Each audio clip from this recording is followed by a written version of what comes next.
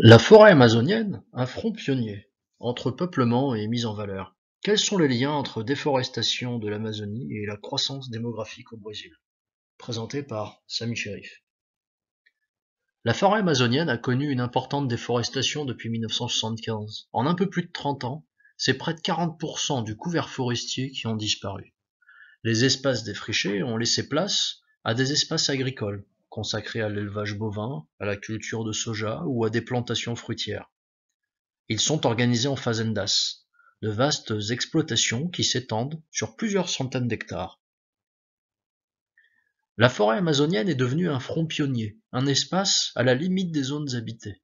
Les terres sont cultivées par des petits paysans, mais aussi par de grandes entreprises multinationales, qui utilisent des techniques puissantes telles que les engrais, les OGM, les pesticides. Les images satellites que nous pouvons voir sur cette diapositive permettent d'observer un espace rectiligne en dents de peigne, et qui montre l'importance de la déforestation qu'a connue l'Amazonie entre 1992 et 2009. La forêt amazonienne est devenue un front pionnier, c'est-à-dire un espace qui est à la limite des zones habitées. Les terres, en lisière de la forêt, sont cultivées par de petits paysans, mais aussi par de grandes sociétés multinationales.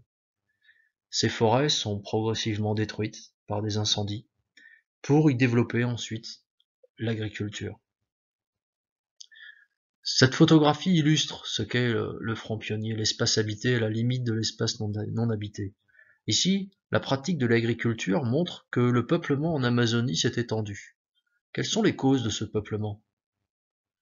Eh bien, les raisons du défrichement de l'Amazonie et de la disparition du couvert forestier tiennent à plusieurs raisons.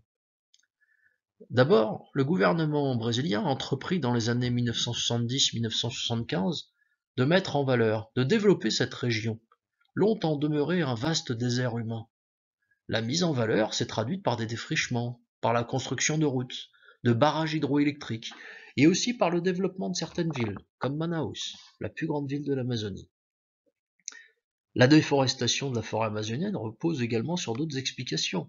La première est sociale, car beaucoup de pauvres vivant dans les grandes métropoles brésiliennes partent y vivre dans l'espoir d'y obtenir une terre et d'échapper ainsi à la pauvreté. La croissance de la population a été importante. Ce graphique montre l'évolution de la population brésilienne depuis 1870. Elle montre également que depuis 1970, la croissance de la population brésilienne s'est poursuivie. Il y a donc un lien à faire entre ce graphique et les photographies que nous avons pu voir. Les conséquences de la déforestation sont nombreuses. Tout d'abord au plan environnemental et humain. La destruction de la forêt amazonienne a eu d'importantes répercussions environnementales. À cause de l'utilisation des pesticides, les rivières sont lourdement polluées.